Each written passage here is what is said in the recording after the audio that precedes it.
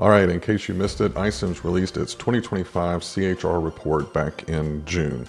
There are a couple of data sets that really jumped out at me that I want to take some time and make sure that you know what's going on in the market. So let's dig in.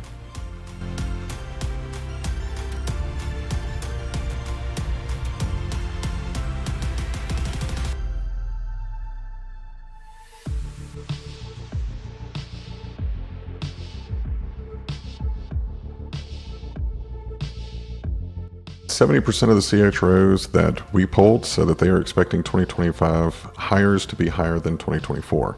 This makes sense because there was a lot of uncertainty in 2024 in the economy and geopolitical, so it does make sense that we're expecting 2025 to be higher. But I do want to put a little bit of a word of caution.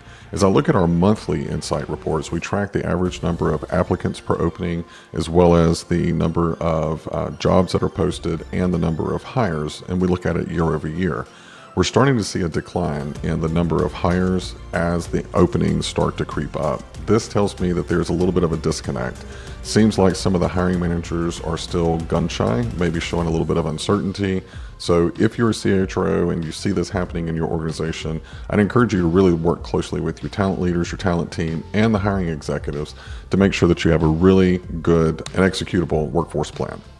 All right, so the next stat shows us what's going on in the candidates' minds or your employees' minds. 48% of those who were polled said that they will look for a new job in 2025. Here comes the great reshuffle, right? So we had the great resignation. Looks like we're about to have the great reshuffle.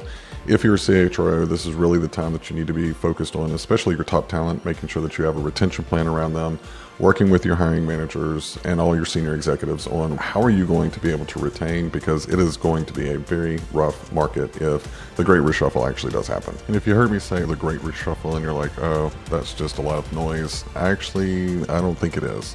When we polled, 53% of the CHROs said in 2024 that their involuntary turnover rate was below 2%. That is crazy. I remember several times in key leadership positions, we were just trying to get our turnover less than 6 or even 4%, and that was aggressive. For it to be sitting at 2% in 53% of the organizations that we polled definitely says that a lot of employees chose to stay put. And again, it makes sense. Last year was a crazy year. I called it the year of the Squid Games because I constantly felt like, all right, what's coming next? And this data definitely shows that, and the employees were feeling the same. Every month we put out a talent insights report that gives you just a ton of data, unique insights, and actionable strategies.